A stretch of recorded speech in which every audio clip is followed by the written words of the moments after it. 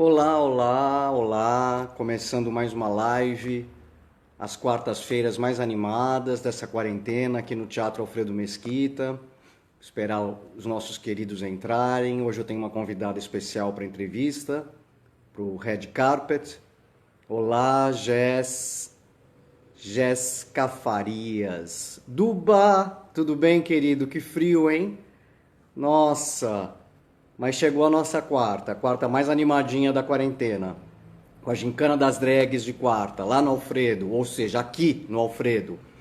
Já tô com calor, olha só, falando em frio, já tô com calor. Botei uma malha quente e a minha convidada hoje é quente também, é bonita, animada, gatinha. Então o calor só vai aumentar. Tudo bem, tudo ótimo, querido. É, tá uma friaca mesmo. Diz que até sexta-feira melhora. Oi, Bru. Bem-vinda, Flávia Becker. Bem-vindos, bem-vindas, bem-vindes, todos, todas, todes, todes. Hoje a gente tem, lembrando que a gente tem a gincana das drags de quarta lá no Alfredo. Ó, Delores, querida parceira, produtora, diretora, Cia Canastra de teatro. Hoje a gente tava aqui já dando o serviço de hoje. Oi, Ronaldo, Rio de Janeiro. Te amo, cidade maravilhosa. Que saudade de ir pro Rio, que saudade de ir pro Rio. Como eu amo o Rio de Janeiro. Hoje a gente tem Vera Ronzella comandando a noite da Gincana das Drags de quarta lá no Alfredo, com duas convidadas super especiais. Emma Blossom e a minha entrevistada do Red Carpet das drags de quarta, a nossa querida Mola Moleira. Ó, que acabou de entrar. Mola Moleira, vamos te chamar, querida. Vamos ver como ela tá. Hoje a inspiração. Oi, Atos Magno, bem-vindos todos. Delores, querida, já tá aí, sempre acompanhando. Super artista, produtora, diretora. Não deixa passar nada. Ai, meu Deus, olha a conexão em rancharia, hein, Mola?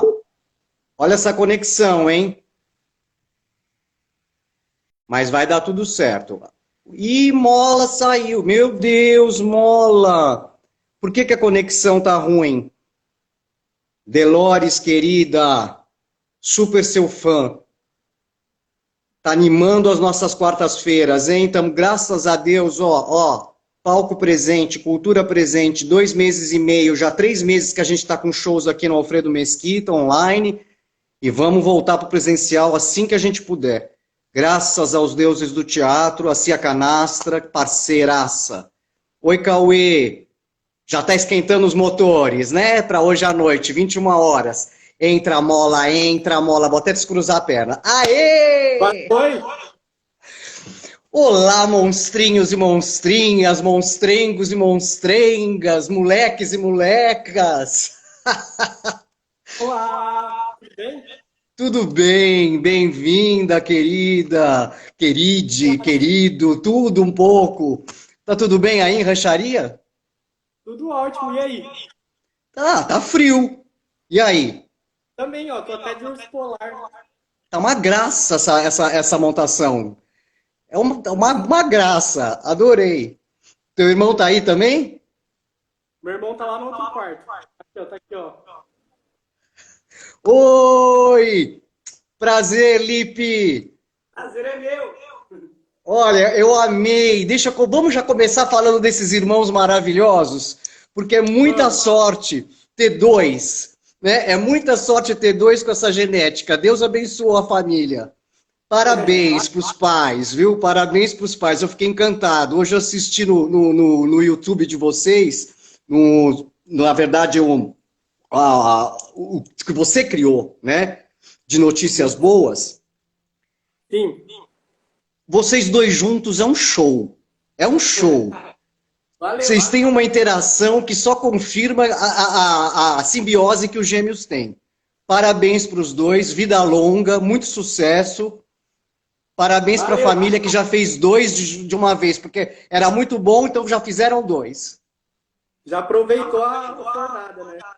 Maravilhoso, adorei saber que vocês são gêmeos, que o Lipe é seu parceiro, te dá força em tudo, às vezes se monta também. Parabéns. Dua Lipa. É a Dua Lipa. Ah, é a Dua Lipa? Vocês têm que fazer mais coisas juntos. O vídeo de vocês é encantador. É um sucesso. Vocês têm que criar um programa juntos. Vocês têm uma interação fenomenal. É raro de ver. E uma comunicação muito forte. Hã? O Lipe sempre fala pra gente criar um canal. Pelo amor de Deus, tem que criar esse canal. Olha aqui, ó, o Lado Bom do Mundo é o teu canal. Desculpa que eu não tinha lembrado naquela hora o nome exato. E eu fui te stalkear hoje para nossa entrevista e vi lá, Gêmeos. O Lado Bom do Mundo no teu canal do YouTube. Para quem não viu, vai lá stalkear no YouTube o Lado Bom do Mundo.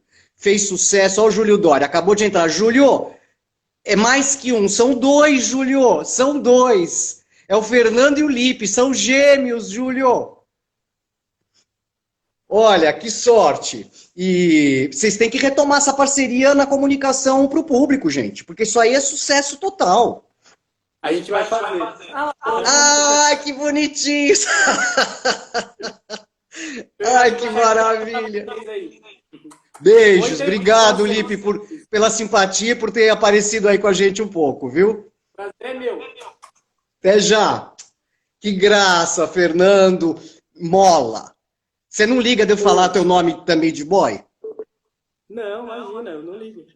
Então tá bom. O nome de boy, na verdade, é Mola também, né?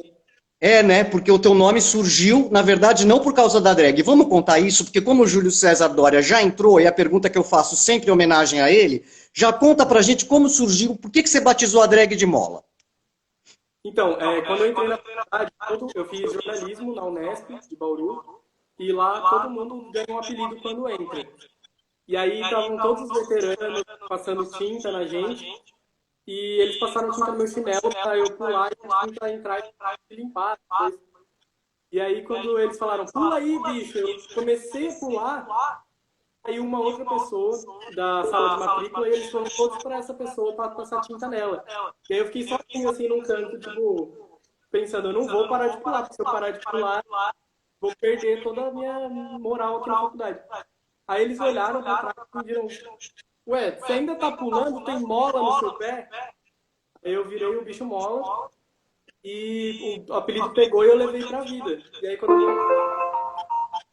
quando eu virei drag, eu acabei mantendo o nome porque eu achei legal. Porque como eu saí do armário na faculdade com esse nome, é meio que o nome que eu me considero como pessoa, assim, é tipo, o Mola sou eu, e a drag, como ela é uma extensão de mim, das coisas que eu já fazia na faculdade, ela também recebeu o mesmo nome. Olha, o Ronaldo tá falando para você diminuir um pouquinho o som do seu celular, porque tá dando um pouco de eco. Será que tinha alguém te ligando? Não, eu vou pegar o fone. Tá bom, vai lá, fica à vontade. Olha que graça, gente. Acho que a Mola pode abaixar o volume, é isso, ele vai pegar o fone. Então vocês viram que, Júlio, tá respondido. Mola surgiu por causa do trote na faculdade em Bauru, onde, na verdade, ele começou a se montar nas festas da faculdade em Bauru, nas festas da universidade, e aí ele já aproveitou e matou, já resolveu tudo com um nome só. Virou o nome dele, o apelido dele e o apelido dela, o nome da drag. Então virou Mola, o bicho Mola e a drag Mola, Mola Moleira. Já dei uma resumida aqui pro Júlio. Vê se melhora. Vou pôr o fone para não estragar o som aí. Vê se agora ficou melhor. Ah, ficou. Ficou, Duda. Duba.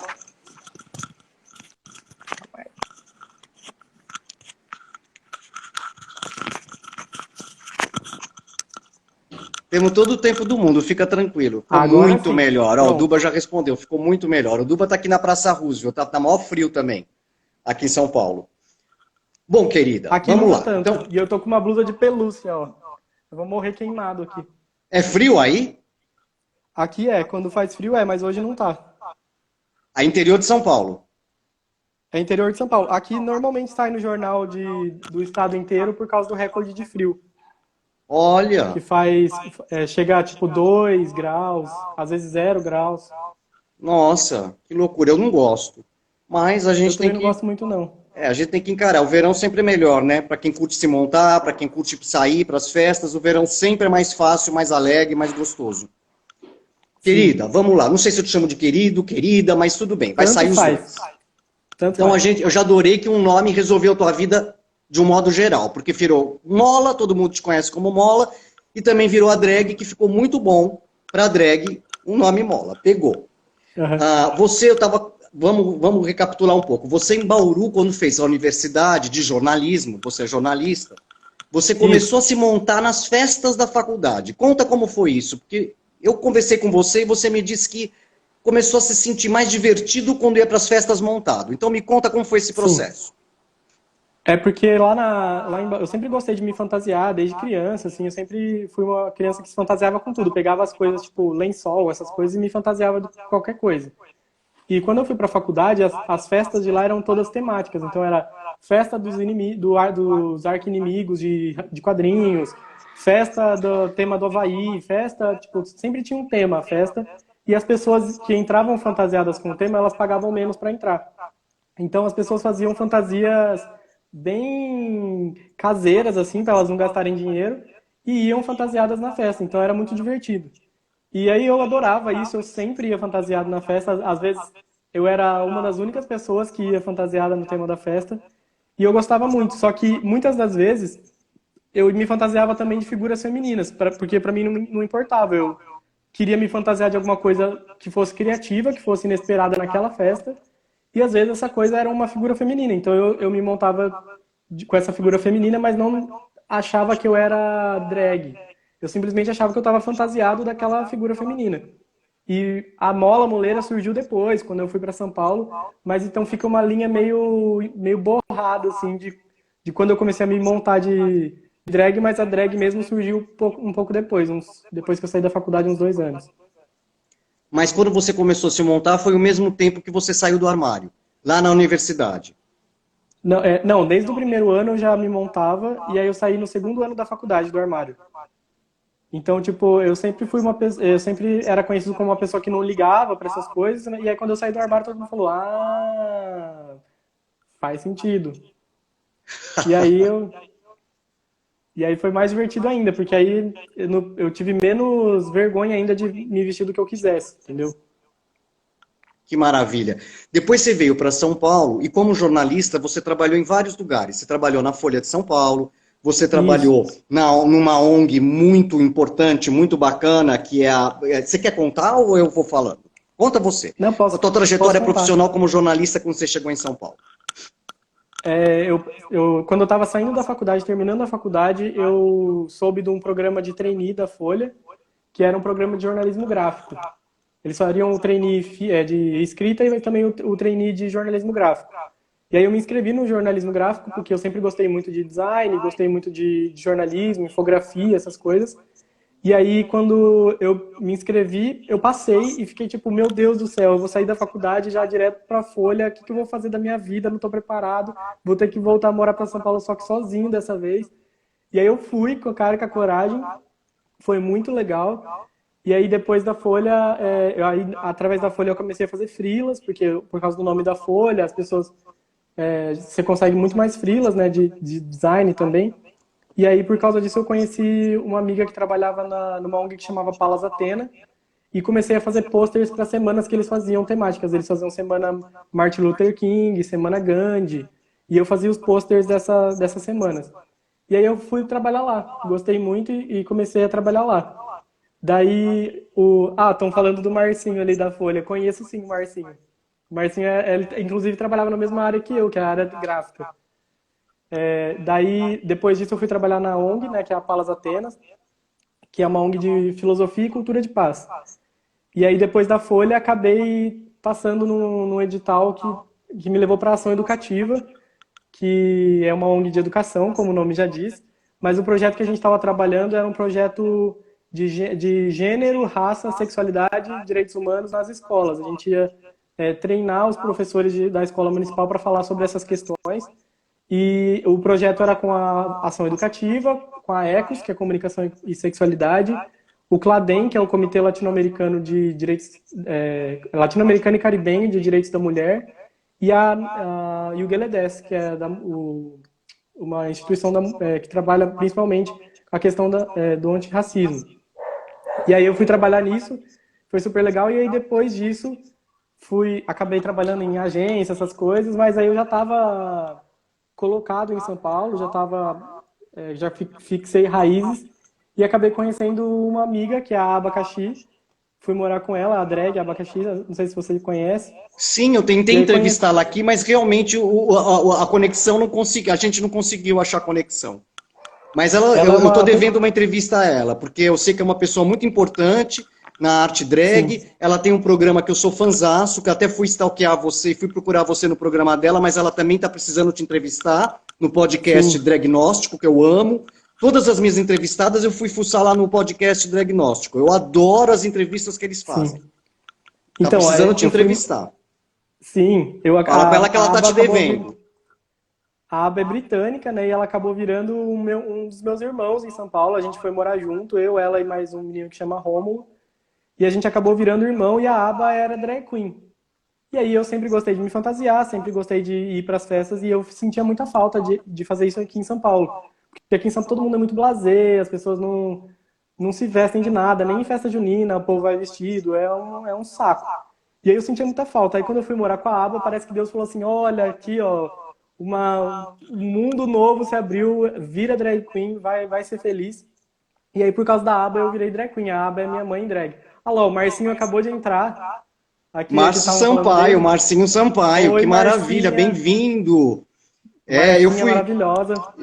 Eu fui amigo do Otávio Frias, que Deus o tenha, uma pessoa maravilhosa, Sim. maravilhosa, dramaturgo também, escreveu peças, eu fiz uma peça dele, mas enfim, a entrevista não é comigo, é com você. Deixa eu te falar uma coisa, a Lulu Calas, minha querida Lulu Calas, que está com a gente também, adoro. Aliás, Lulu, se você estiver aí, eu quero te fazer um elogio. O que é esse look amarelo que ela estava essa semana no Instagram? Que maravilha!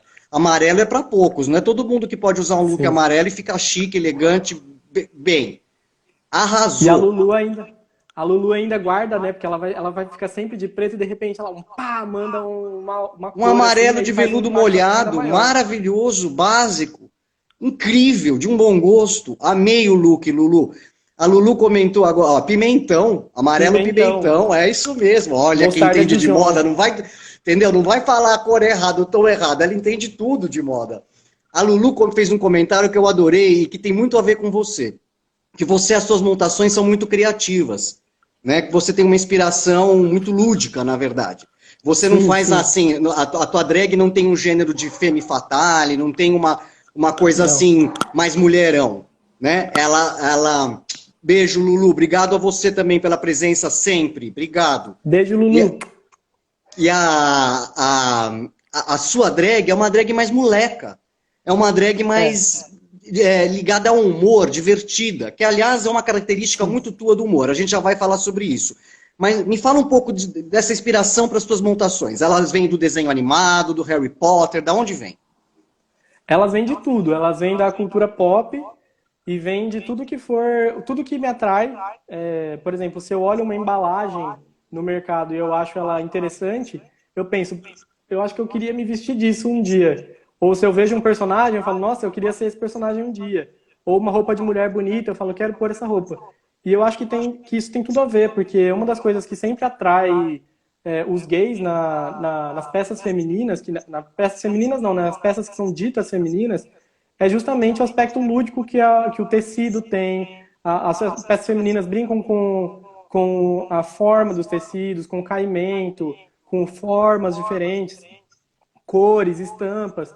Então, acho que normalmente o que atrai os gays nesse aspecto feminino, e às vezes acaba fazendo eles virarem drags, é justamente esse aspecto lúdico do feminino, que é tirado da gente na sociedade por causa do masculino.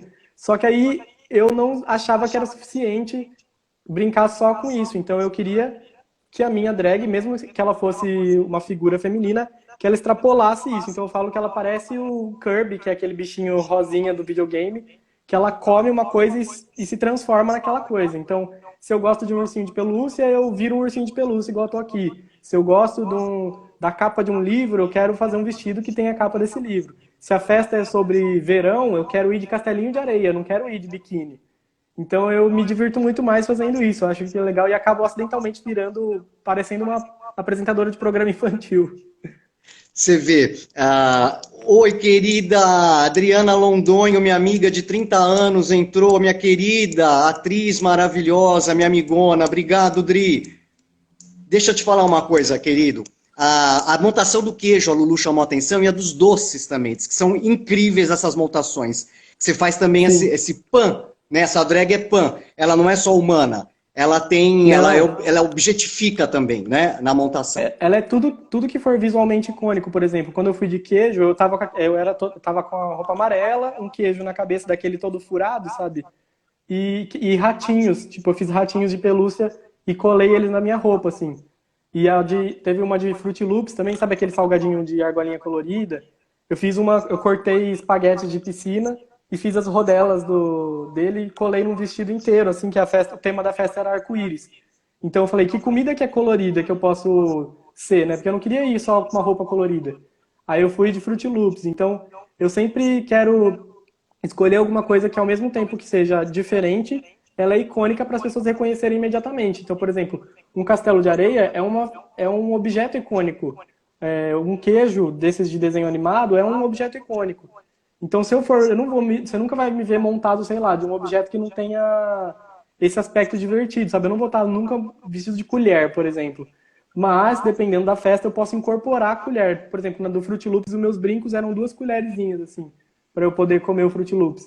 Então, eu fico brincando com essa coisa, eu acho mais divertido do que só ir vestido para, nossa, que mulher linda. Eu não quero ser mulher linda, eu quero ser uma coisa divertida. Então a sua drag você já começa a criar na hora de fazer os seus figurinos. Você mesmo vai criando os seus figurinos. Sim, até esse aqui, eu fiz a roupa, ó, eu que costurei a blusinha, é um cropped, deixa eu até mostrar. É um cropped que eu que costurei. Olha, que tá demais, tá demais. Bom, a gente vai falar ainda de muita coisa, mas eu queria chamar a atenção para uma coisa. Fala, querido. Desculpa, não te ouvi. Eu te interrompi, você me desculpa. Eu falei que tudo é cola quente. Eu falei que tudo é cola quente e desespero, que não tem tempo ruim. Adorei saber que a sua mãe drag é a Abacaxer. Exatamente. Mãe adorei drag saber. E irmão na vida. Maravilha, maravilha. Eu queria chamar a atenção para uma coisa. No teu YouTube, quando você criou o canal O Lado Bom do Mundo, eu estava te stalkeando para a gente conversar hoje e vi vários vídeos lá e fiquei impressionado porque assim, você uma amiga ali... minha acabou de entrar. Quem? Uma amiga minha acabou de entrar, só fui dar tchau. Oi, Circe. Dá tchau, manda beijo. Fica à vontade que a gente... Aqui é uma confraternização, é um encontro. Então, eu fiquei impressionado com 2 aspectos dos seus vídeos. Eu assisti vários deles hoje à tarde, porque assim, você além de ter muito bom humor, quando você se coloca em frente à câmera, quando você vai dar o seu recado, vai fazer o seu vídeo, você tem muito bom humor, tem uma agilidade mental, tem uma curtição, dá para perceber que você tem prazer em frente à câmera, que você se coloca de uma forma bem humorada, relaxado. Né? E isso transmite a gente se diverte assistindo. Então, acho que você tem que investir muito nisso. E outra coisa que eu fiquei impressionado é a variedade de assuntos que você aborda nos teus vídeos. Porque como o canal é o lado bom do mundo, e só é de notícias boas, que aliás é uma coisa que a gente está precisando muito ouvir, ainda mais agora nessa pandemia, a gente só escuta notícias ruins, né, na televisão. Então, assim, a gente tem que resgatar isso. E você resgata exatamente isso. A Aldacinha entrou. Só notícias boas. Da onde veio essa ideia?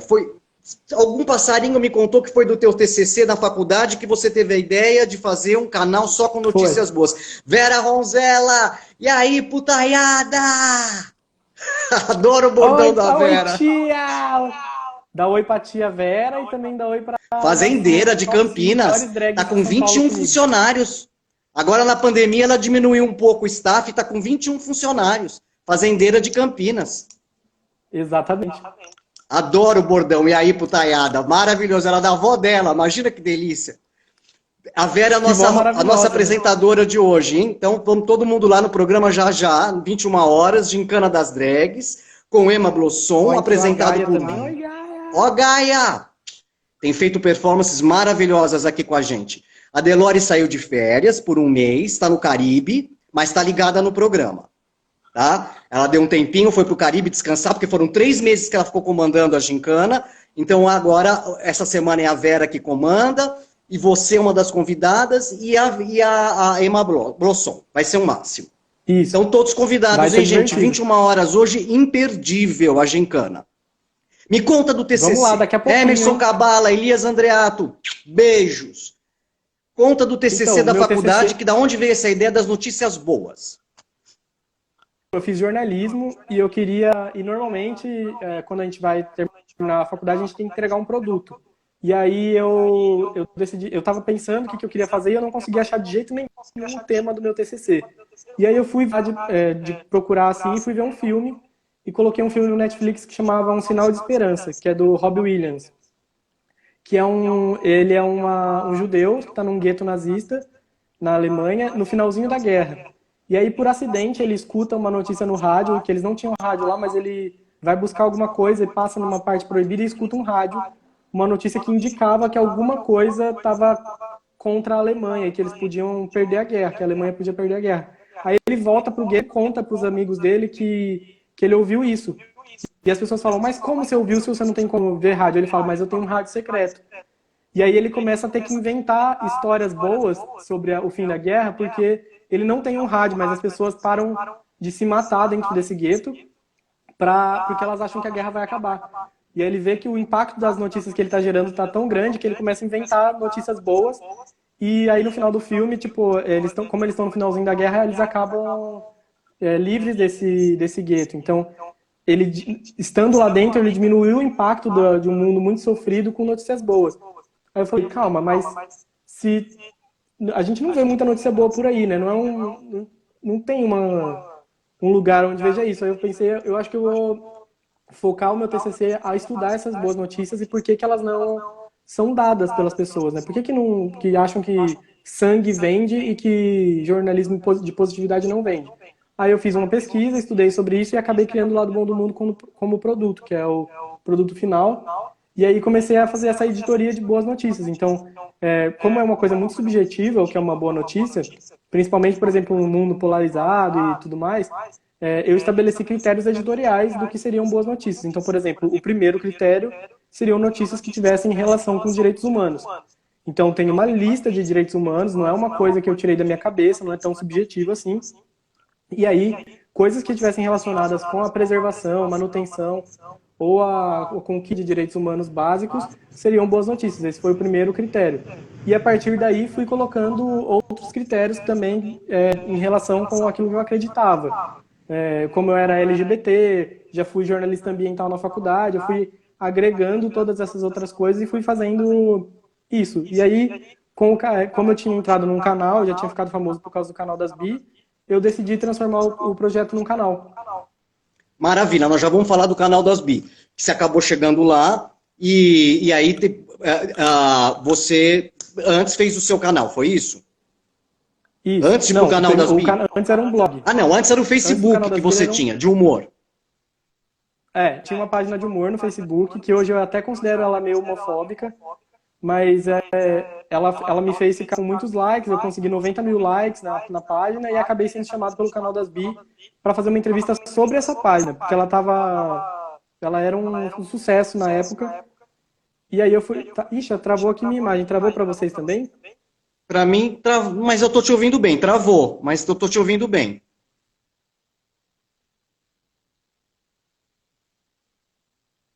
Ué, será que... Aqui, voltou. Voltou.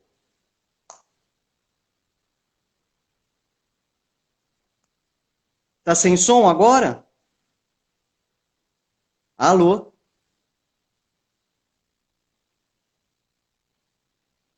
Som bom.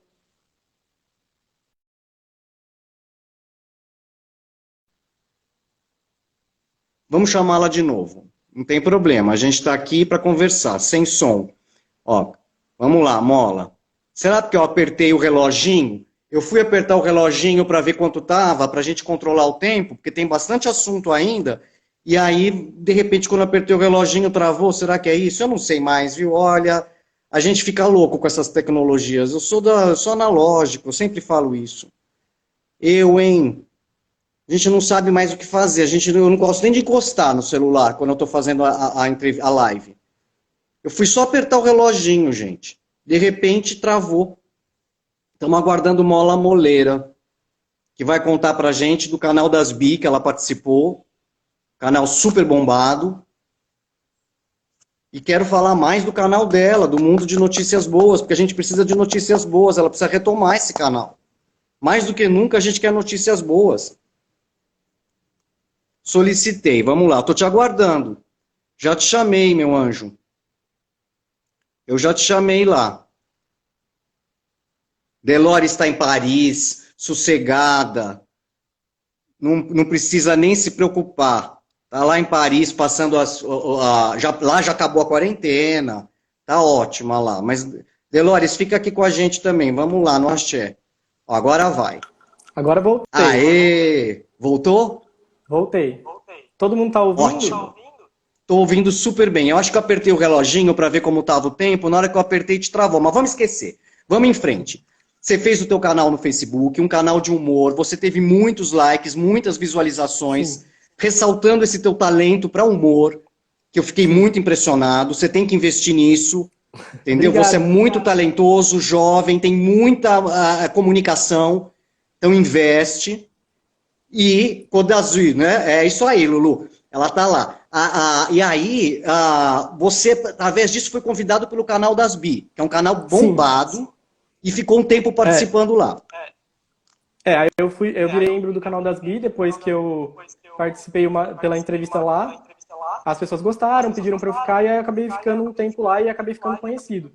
Aí quando eu saí do canal das Bi, eu decidi transformar o meu blog, que era na época um blog de boas notícias, num canal também, porque eu tinha saudade de gravar, tinha saudade de fazer as coisas, mas eu não conseguia mais gravar no canal das Bi por causa do trabalho. Tava trabalhando na Folha e os horários não batiam com a gravação. E aí eu comecei a fazer o canal das Bi, não. Comecei o Lado Bom do Mundo como um canal no YouTube também. E acabou dando certo também, de algum jeito. Eu vi que tem muita visualização, muitos likes, muitos seguidores, inscritos, né, inscrições. Inclusive vi os assuntos, você fala de bullying, você fala de gordofobia, você fala das personalidades que ressignificaram seus episódios negativos em prol da comunidade, você fala de doação de órgãos, você fala de entretenimento, você cita o SOS Mata Atlântica aqui em São Paulo que acabou com o desmatamento, você fala das empresas que não usam pesticidas, você conta da criança que foi curada do câncer, você mostra a entrevista com a criança, quer dizer, tem emoção, entra tudo. Eu fiquei encantado, você tem que retomar esse projeto. Junto com o seu irmão. Vou retomar, prometo. É um sucesso, é um sucesso. A gente precisa de notícias boas e de bom humor. E você tem a comunicabilidade e tem o bom humor. A inteligência, a gracinha, o charme, então precisa fazer. Ó. Drag jornalista, né, amores? Ó, Lulu. Né, querida? É outra coisa. Aliás, você parece filhinha da Lulu, sabia? Vocês podiam fazer mãe e filha. A Lulu é minha tia. Ah, é? Você parece filhinha da Lulu, tem um jeito do rosto quando tá montada. Parece a filhinha da Lulu. Bom, vamos voltar um pouquinho então. A gente vai falar do momento em que você descobriu a cultura da paz. Porque você, além desse bom humor, você tem algo que também me chamou muita atenção, que é o ativismo, né? Isso. Em prol das causas LGBTQIA+. Conta isso. Eu comecei por necessidade, né, o ativismo, quando eu me descobri, não quando me descobri, né, quando eu aceitei assumir, eu comecei a me ligar nessas causas, porque eu sempre fui muito ligado a trabalho social e essas coisas. E eu falei, bom, agora que eu já contei para todo mundo que eu sou gay, eu posso também me dedicar a isso sem que tenha problema, sem que as pessoas desconfiem de mim e tal. E aí, nessa mesma época, eu estava trabalhando com ativismo de meio ambiente, que eu era jornalista ambiental na faculdade, do grupo de estudos de jornalismo ambiental, etc. E aí eu comecei também a trabalhar com ativismo, mas não tinha grupo de estudos. Então, eu meio que fazia uma coisa meio virtual, assim, porque não tinha onde trabalhar esse assunto mesmo, não tinha um produto, nada. E aí, por causa desse ativismo, também esse ativismo cresceu muito por causa do canal das Bi, então a minha voz chegou em muita gente por causa do canal das Bi, que foi uma coisa muito legal. E aí, depois de tudo isso, quando eu estava trabalhando na Folha, eu acabei conhecendo a Palas Atenas, que era uma ONG de cultura de paz, e eu falei, gente, eu nem tinha nunca ouvido falar disso, e é exatamente tudo que eu estava procurando, que é uma área de estudos que se dedica exatamente a tudo isso que está errado no mundo, né? Que é a cultura de paz. A cultura de paz é uma coisa que poucas pessoas conhecem, não é um termo muito conhecido. As pessoas sempre acham que é uma coisa de pacifismo, de marcha vestido de branco, e não é isso. É pegar todos os aspectos do nosso mundo que são violentos, né? Porque o nosso mundo é violento e os estudos... agora eu vou ter que enrolar um pouquinho, se você me deixar... Manda ver, porque eu tô super afim de conhecer melhor. Eu também te falei que eu não conheci, eu estava ignorante nesse sentido. É porque, assim, tem os estudos de paz, né? Que chama irenologia. Que é um dos grandes estudiosos dos estudos de paz, o pai dos estudos de paz, chama Johann Galtung. E aí ele dividiu a violência no mundo como se fosse um triângulo, um iceberg, que é o triângulo da violência. E aí isso é uma coisa que todo mundo conhece muito, essa imagem, mas as pessoas não têm ideia de onde ela vem, que é aquela ideia de que a violência que a gente vê, morte, homicídio, xingamento, ela é o topo de um iceberg. E aí, no fundo do iceberg, estão as verdadeiras violências que a gente teria que combater e que ninguém combate. Então, ele divide essa coisa em três, que é a violência direta, que é a ponta do iceberg, que é homicídio, estupro, todas essas violências que são palpáveis. E embaixo a violência cultural e a violência estrutural. E aí isso é muito usado no ativismo também. As pessoas sempre falam de racismo estrutural, machismo estrutural. E aí eu sempre uno essas duas coisas. Então, o racismo cultural são os aspectos da nossa sociedade que são violentos. Por exemplo, a medicina, a filosofia, o direito, a religião, a linguagem. Então, eles não só incentivam, como eles dão respaldo para a violência direta. Então, por exemplo, a nossa linguagem homofóbica, ou racista, ou machista, ela dá sustentação para a violência machista, ou ela diminui o impacto da violência machista, ou racista, ou homofóbica. E aí assim vai. Então, por exemplo, a medicina é racista, a medicina é transfóbica, o direito é racista. Então, é o aspecto cultural. E aí, por fim, quando a cultura está tão arraigada que ela é fundamental, a sociedade não existe sem essa violência, surge a violência estrutural, que é a mais difícil de combater, porque essas outras duas, elas se retroalimentam. Então, a violência, o racismo estrutural, embora, por isso que falam que o branco não precisa ser só não ser racista, ele tem que ser antirracista, porque o racismo estrutural faz com que ele se beneficie do racismo sem que ele precise fazer mais nada. Então ele não precisa mais da violência direta e da violência cultural para tomar os ganhos da sociedade racista, ou machista, ou homofóbica, ou transfóbica. Eles são tão arraigados que os ganhos eles vêm naturalmente. Então, por exemplo, a pessoa fala, mas eu não tenho uma linguagem racista. Tá, mas aí você, por existir branco, por existir não sendo antirracista, você está contribuindo para aspectos dessa sociedade que cristalizam o racismo estrutural. E aí, pensando nessa violência com 3 pontos, o Galton sugeriu que existem 2 tipos de paz, que é a paz negativa, que é a que todo mundo conhece, que é a paz que existe a partir da negação da violência. Então, ela existe só como uma coisa que nega, por isso ela é negativa. Então, se não tem violência, tem paz, uhul. Só que ela não funciona. A paz positiva seria a paz que propõe acabar com esses 2 pontos de baixo da pirâmide, que seriam a violência estrutural e a violência cultural. Então, ela é uma paz que propõe, por isso ela é positiva, e é uma paz que ataca as desigualdades e os problemas que estão nessa raiz. Aí ela é chamada também de paz estrutural. Então, se você ataca o racismo estrutural, o machismo estrutural, cultural, esses 2 fazem cessar a violência direta, que é a violência que todo mundo quer que acabe, mas ninguém consegue. Parece que a gente está secando o gelo. Porque é como se alguém segurasse uma mão que fosse dar um soco, e aí quando você solta, o soco continua a ser dado, sabe? Eu posso parar a violência direta, mas assim que eu não paro as causas da violência direta, assim que eu relaxar, ela volta a acontecer.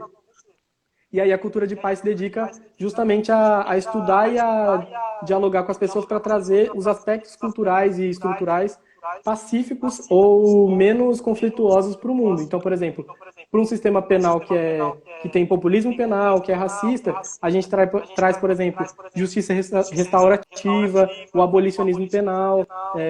Para um sistema econômico que é violento, que é brutal, que é o capitalismo, a gente traz, por exemplo, a ideia do decrescimento econômico, traz a ideia de que a economia está ligada com o bem-estar das pessoas, com o bem-estar do meio ambiente, que é, por exemplo, a ideia do bem viver da Bolívia.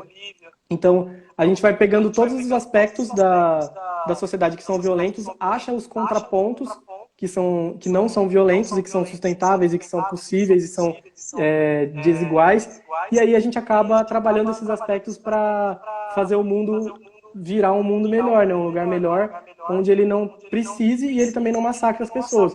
Porque uma coisa que as pessoas esquecem é que o nosso sistema ele não termina com essas desigualdades porque ele precisa dela para existir. Então, por exemplo, para existir um rico, necessariamente precisa existir um pobre. Então, o capitalismo não vai acabar porque ele precisa de pessoas subalternas para ele funcionar, porque ele precisa da exploração de alguém para surgir o lucro. Então, por exemplo, se os negros conseguirem muitos direitos e deixarem de ser pessoas subalternas, alguma outra classe vai entrar no lugar dessa classe para ser uma classe subalternizada ou escolhida como essa classe que vai ser explorada. Então, a gente precisa quebrar essa estrutura, quebrar a base disso tudo, para que a gente realmente consiga uma igualdade real entre as pessoas em todos os aspectos, de gênero, da ideia de raça, da ideia de economia também. Porque é justamente isso, o mundo ele não está funcionando errado porque ele é racista, ele está funcionando do jeito que ele foi projetado, que é projetado para beneficiar algumas pessoas. Da mesma forma que com o gênero. O gênero ele sempre foi usado e ele é usado para cristalizar estruturas que dão privilégios para determinadas pessoas que não querem perder esses privilégios. Então, por mais que a gente tenha uma ideia dentro do liberalismo de que a gente está conseguindo alguma coisa e que está conseguindo direitos, esses direitos são dados desde que eles apaguem na gente essa sanha revolucionária que faria a gente quebrar todas as estruturas e falar, olha, se eu te der essa migalha, você fica feliz e para de falar em destruir o mundo para construir um novo no lugar? Você me deixa no topo da pirâmide? E aí o que a gente tem que dizer é, não, eu não estou feliz com as migalhas, eu quero um mundo novo, eu quero um mundo zerado e um mundo que em cada aspecto dele ele seja melhor, seja livre, seja igualitário e não igualitário da forma que apague as diferenças das pessoas, mas que valorize essas diferenças. Que maravilha, que lindo, que explicação, envolvido. Maravilhoso. A Lulu tá desmaiada de orgulho, ela já falou. Tô desmaiada aqui de orgulho. Já perguntou pra gente, vocês acharam que era só um rostinho bonito e um corpinho incrível? Não, é inteligente, meu bem. Maravilhoso. Muito, muito boa a explicação e muito bom engajamento. Realmente a gente está ainda precisando progredir muito, né? Tem muito chão pela frente em termos de política, né? De realmente ter legislação para isso. Você falou do direito retrógrado, você falou que isso está em todos os setores da sociedade, que o mundo foi criado assim, eu concordo plenamente, a gente tem que estudar mais sobre isso e expandir essa consciência, né? Porque tudo isso é uma questão de educação, as pessoas vão se conscientizando, não dá para ser isentão, né? Não dá para votar nulo. Quem se isentou já tomou um lado, né? Exatamente, votou nulo, você já está favorecendo o lado mais forte. A gente já nasce e é treinado para estar do lado do opressor, né? Então, tipo, desde que a gente nasce, culturalmente, a gente aprende desde o que é o nosso gênero, o que ele significa, o que é a nossa raça e o que ela significa, a raça do outro, o gênero do outro, economicamente também, a gente é colocado para ser funcionário desse mundo, né? E aí, quando você para pensar... Um sistema, uma máquina, né? Exatamente. A gente é treinado para ser parte disso. Aí, quando você para e pensa, fica inviável continuar nesse mundo. Você fala, não, esse mundo eu não quero, eu preciso de um mundo novo e eu não aceito as migalhas. Eu quero que o mundo, do jeito que está, acabe. Pois é. Você sabe que... Maravilha você falar tudo isso. A gente realmente é treinado e na respaldo da história, porque a história também muitas vezes é mentirosa, né? Sim. Encobre muita coisa perversa. Né? Então a gente também tem assim, esse respaldo de uma história oficial. Aliás, tem um filme lindo no argentino chamado A História Oficial, com a Norma Allende, se eu não me engano, é o nome dessa atriz magnífica argentina, que fala sobre a repressão, a ditadura na Argentina.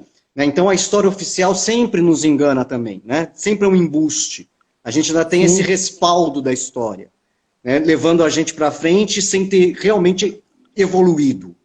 Né? Sem, como você disse, sem ter chegado ali na base da pirâmide para se entender. É como falam, né, que ela é escrita por quem ganhou. Então, ela não necessariamente está contando o que aconteceu. E aí, é por isso que eu falei do aspecto cultural da violência, que é, por exemplo, as ciências, incluindo a história, elas são totalmente, elas obviamente têm uma ideia de isenção, buscam uma isenção, mas elas são contaminadas por esses vetores, entendeu? Então a história, querendo ou não, que a gente aprende, que a gente estuda e que a gente passa adiante, é uma história racista. Ou, por exemplo, a medicina, que já foi usada, por exemplo, para justificar o racismo, hoje em dia, por exemplo, muitas pessoas usam para justificar a transfobia. Então, se os principais cientistas são homens brancos cis, é óbvio que a ciência vai ser racista, é óbvio que a ciência vai ser transfóbica, porque ela é contaminada com o pensamento do cientista. O cientista que não sabe da existência de uma pessoa trans desconsidera esse vetor importante, essa variável importante na hora de fazer qualquer experimento. Um cientista social que só considera uma sociedade heterossexual, ele está esquecendo de um vetor importante para explicar a sociedade. E, principalmente, um cientista branco que não tem a capacidade de enxergar que existem pessoas negras e de identificar o impacto da negritude e da branquitude nas relações sociais, obviamente, a ciência dele que se diz ou que se tenta isenta e se tenta bem feita, ela vai falhar, porque ela não está considerando todos os fatores, entendeu? Então, a gente precisa também colocar pessoas fazendo ciência, colocar pessoas também questionando essas coisas, falar, olha, esse estudo esqueceu de mim, me coloca nesse estudo, a história esqueceu de mim, a história esqueceu das mulheres, esqueceu dos negros, a história esqueceu de todas as outras coisas que não são a Europa. Então, quando a gente tiver uma história que preencha tudo isso, uma ciência também que preencha todos esses, olhe para o mundo como ele é de verdade, ela vai ser uma ciência que vai trabalhar a nosso favor e não muitas vezes contra, que foi o caso do racismo, da transfobia, etc. Maravilha. Fábio chegou, Mercedes Vulcão chegou, Verona Moon chegou, tem um monte de gente entrando. Obrigado, obrigado, obrigado pelas presenças. Que show, que delícia de papo. Eu lembrei até de um livro que eu li na adolescência, eu preciso reler, do Aldous Huxley, chamado Admirável Mundo Novo. Né, também tinha muito essa loucura das pessoas serem robotizadas e fabricado uma realidade, né? Realmente é assustador. E aqui o Duba, querido, me corrigiu no nome dessa atriz argentina grandiosa, atriz chamada Norma Aleandro, sobre esse filme, A História Oficial, que eu importei o título do filme para a gente falar sobre também a história maquiada que nos é imposta, né? Esse livro maravilhoso, Lulu, eu preciso reler esse livro. Você sabe que eu amei tudo que você contou, e eu queria fazer um parênteses aqui no nosso papo para falar de uma foto que eu vi no teu Instagram e que eu fiquei assim apaixonado pela foto, que é você com a sua família. E no Natal. E aí, assim, eu vi que você teve todo o apoio da sua família, o que também não é tão comum, não é? Tem muita gente que sofre dentro das suas próprias famílias por não aceitarem as suas opções, por não aceitarem os seus caminhos variados, artísticos, né? Tem muito preconceito, até com ator. Né? A gente sabe disso. Não é só questão de ser gay, nem nada. Às vezes a pessoa quer ser artista, quer ir para o palco, já tem preconceito na família. Então, eu fiquei encantado com uma foto que eu vi tua, que todos estavam reunidos, a árvore de Natal e sua família. Fala um pouco sobre isso, essa sorte. É muita sorte, é um privilégio que eu reconheço. E desde que eu me assumi, eles me deram muito apoio. Eu sempre tive muito medo, né, de perder eles quando eu assumisse. Mas meu irmão, por exemplo, que está aqui de novo, foi uma das pessoas que mais me apoiou e me deu segurança para assumir para os meus pais e tudo, e foi tudo muito tranquilo. E eu sei que isso isso é uma coisa que não acontece sempre. O que é? Dá um fone para eu ouvir também. Ele não está ouvindo, agora que eu percebi, ele está sem fone. Calma aí. Não está ouvindo. Então, divide o fone com ele. Entra ele na live também, o Lipe. A gente tem mais 10 minutos de live. Ele vai celular para assistir pela live. Tá bom. Então, eu entendo que isso é um privilégio, é uma sorte. Normalmente as pessoas, principalmente LGBT, têm esse problema com a família, uma evasão é muito grande das pessoas, elas são expulsas de casa, elas não têm apoio, elas acabam ficando muito vulneráveis, principalmente porque quando a gente descobre a nossa sexualidade, a gente tem mais ou menos adolescente, então é vulnerável. Para quem é trans é mais difícil ainda, porque a sexualidade você ainda esconde, mas a transexualidade é muito mais difícil de viver plenamente escondendo isso, porque é um aspecto que é literalmente visível também, né? Quando você quer ser quem você é, não dá para esconder. E aí eu tenho muita sorte, então eu acabo usando essa sorte que eu dei na vida como um motivo também para eu trabalhar para que todas as pessoas tenham essa sorte. Não adianta nada eu ter essa sorte e usufruir dela, tipo, sou gay, sou drag queen, sou feliz e vou viver por isso mesmo, sabe? Não vou lutar por ninguém, vou só aproveitar a sorte que eu tive. Então, se foi me dada essa sorte, pelo menos filosoficamente e espiritualmente, eu acredito também que eu tenha que ser cobrado pela sorte que eu tive para trabalhar para fazer outras pessoas que nascerem depois de mim, ou inclusive as pessoas que estão na mesma era que eu, também terem mais essa sorte, sabe? Então, no canal das B a gente fazia vídeo para as famílias terem a facilidade, porque a gente sabe que não é só uma questão do pai não querer aceitar ou a mãe não querer aceitar também. Justamente por causa daqueles aspectos que eu falei, estruturais e culturais, também é muito difícil, são coisas muito difíceis de aceitar, não só um filho gay, um filho trans, o que você falou, por exemplo, um filho artista, já que os artistas não são considerados figuras produtivas numa sociedade que é de produção e consumo. Então, um filho que diz que é artista, que principalmente se ele for homem, fala, mas você não vai produzir, você não vai gerar dinheiro, você não vai entrar nessa máquina e vencer essa guerra, mas fala, não, eu não quero isso. Eu quero uma coisa que não foi que não foi escolhida para mim quando eu nasci. Eu não quero ser médico, não quero ser engenheiro. Quero fazer uma coisa muito mais grandiosa, assim, sabe? Pelo menos para mim, que sou artista também é uma coisa grandiosa, sabe? E para quem faz medicina, a medicina é uma coisa grandiosa. Só que a medicina é valorizada e a arte não, muitas vezes não. Porque a gente vive num mundo que precisa produzir riqueza, que precisa produzir sempre, principalmente para os homens. As mulheres são colocadas em trabalhos de cuidado, em trabalhos de manter esse homem vivo para produzir, e aí os homens têm que produzir. Então fica esse ciclo que tem tudo a ver com gênero, tem tudo a ver com capitalismo, tem tudo a ver com todas essas estruturas que estão em todos os lugares. É por isso que é bizarro, porque quando você olha radicalmente, você olha a raiz de tudo, a raiz é a mesma, de quase todos os problemas que a gente vive hoje. Então eu tive muita sorte com a minha família, e eu uso isso como uma forma de falar, olha, já que você teve sorte, agradeça, eu sou muito grato à vida e ao mundo por ter tido essa sorte, e eu vou usar isso que eu tenho como uma vantagem. Uma mola propulsora para ajudar as pessoas e acho que talvez a sua força de ativismo, a sua vontade, a sua energia de ativista venha daí, do berço. Sim. Sim. Né? Desse carinho, desse amor, dessa compreensão que você recebeu da sua família. Isso é muito importante. A nossa formação é onde a gente perde o medo, né? Onde a gente cria coragem para lutar e para ajudar. E aí eu aproveito também que tem outras vantagens, por exemplo, eu sou um homem cis, eu sou branco, então eu não sou economicamente, como eu tive acesso à faculdade, eu não sou economicamente muito prejudicado também, eu sou uma pessoa magra, eu tenho diversos fatores que fazem as pessoas escutarem o que eu digo e muitas vezes as outras pessoas falam a mesma coisa e não são escutadas.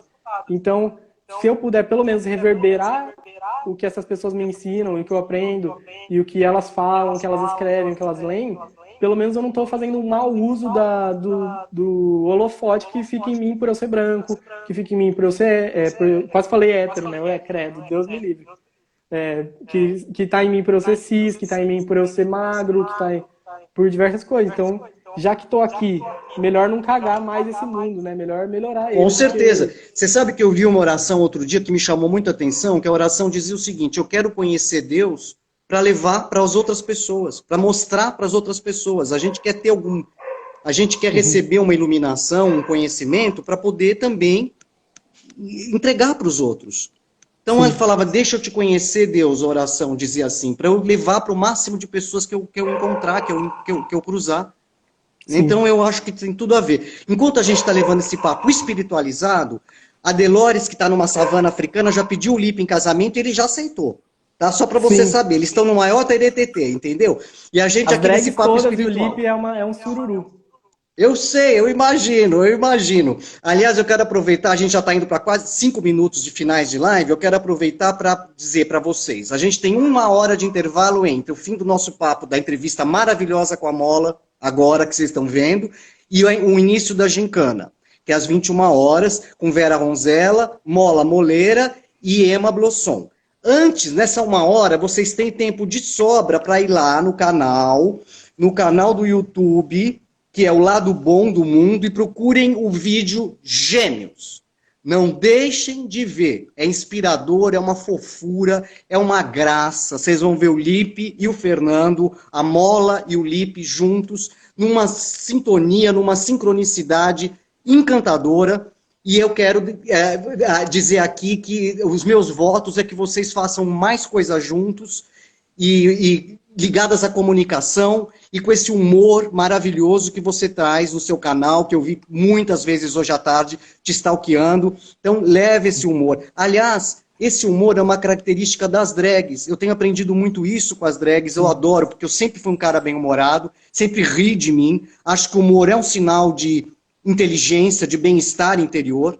E sim, eu admiro muito o humor quando eu vejo isso nas pessoas. E nas drags, de um modo geral, na arte drag, em todas as meninas que eu tenho conhecido, eu vejo um bom humor que é sim. contagiante e que faz bem pra gente. Por exemplo, na gincana, vocês vão prestando atenção nos comentários, é de rachar o bico. É Os só. comentários são Aqui foi maravilhosos. bom, lá é só palhaçada. Todo mundo tem bom humor, todo mundo tem um comentário espirituoso, gostoso, inteligente, respeitoso ao mesmo tempo. Então, assim, que une as pessoas, né? Que traz todo mundo para um tamo junto. Então, olha, Sim, esse humor eu acho essencial, é saudável. E arrematando esse papo maravilhoso, essa entrevista, esse depoimento maravilhoso seu, muito desmontado, muito inteligente, eu queria falar que a cultura, ela é saúde também. Eu sim, ouvi isso uma vez de um político e eu achei que é verdade. A cultura também faz bem para a saúde, né? Faz parte do bem-estar de uma população. Então a gente tem que prezar pela cultura. E essa semana, vendo uma apresentação de um grande amigo meu, um grande artista, o Elias Andreato, fazendo o Oscar Wilde, que é uma personagem também muito controversa, e que lutou muito contra a hipocrisia homofóbica, né, no século sim, passado. Aliás, indico para todo mundo Oscar Wilde com Elias Andreato. Ele vai fazer em breve nas plataformas e depois no teatro. Maravilhoso. Uma das pessoas que estava na plateia falou uma coisa que me chamou muito a atenção. Plateia virtual, né, gente? A gente está falando de aham, Zoom.